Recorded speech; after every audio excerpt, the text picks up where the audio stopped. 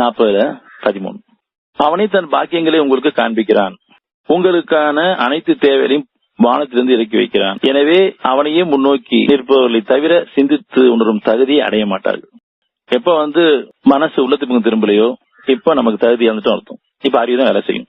மறுபடியும் அறிவுல வேலை செய்யும் போது மறுபடியும் நம்ம ஒரு நாளைக்கு ஒரு நாள் தாழ்ந்தவங்க ஆயிடுவோம். அவனையே முன்னோக்கி நிற்பவர்களை தவிர சிந்தித்து தகுதியை அடைய மாட்டார்கள். தகுதி எல்லாம் போச்சு.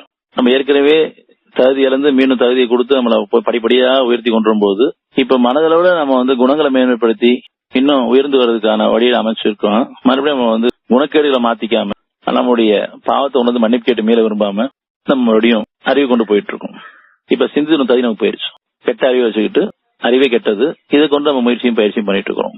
இது ஒரு குழப்பமான சூழ்நிலை. நம்மளும் குழம்பி மற்றவனும் குழப்பிட்டு இருக்கிறது. அதனால குழப்பம் கொலையோட கூடியது.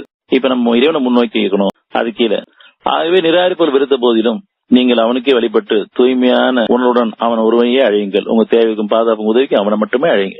அவனுடைய பண்புகளையும் அவங்க பண்புகளை கொண்டே அவன் தூய்மை போட்டுருங்க. இதனுடைய வாக்கள். இப்ப தகுதியில உயர்த்துவான். அதுக்கு 15 தகுதியில உயர்த்துபவன். உங்க தகுதியை உயர்த்தணும். நீங்க தகுதி இறங்கிட்டீங்க. எப்ப அறிவு கொண்டு போகணும், தகுதி இறங்கிட்டோம். எப்ப உடலை பார்த்தோமோ தகுதி இறங்கிட்டோம். மனசை பார்க்கணும், மனசை உணரணும், மனசை கேடு நீக்க பண்ணணும். மனசுக்கு உடல் அடிமை. இது தெளிவாக ஞானம் கொடுக்கப்பட்டாச்சு. இப்ப உடலை பார்க்க ஆரம்பிச்சிட்டோம். மனசு தவற விட்டோம். இப்ப மனசு அறிவோட இணைஞ்சிருச்சு. ஆற்றோட இணையணும், அறிவோட இணைஞ்சிருச்சு. இப்ப அது வேலை செய்ய ஆரம்பிக்குது. பாதம் மாறி போயிட்டோம். இப்ப தகுதி உயரணும்னு சொன்னா மீண்டும் பாவத்துக்கு மன்னிப்பு கேட்கணும். கஷ்ட காலங்கள் நமக்கு எத்தனையோ ஏற்பட்டிருக்கு. நமக்கும் நம்ம குடும்பத்துக்கும் சந்தேகம் இருக்கும். அந்த கஷ்ட காலங்களில் முயற்சியோ பயிற்சியோ பண்ணல.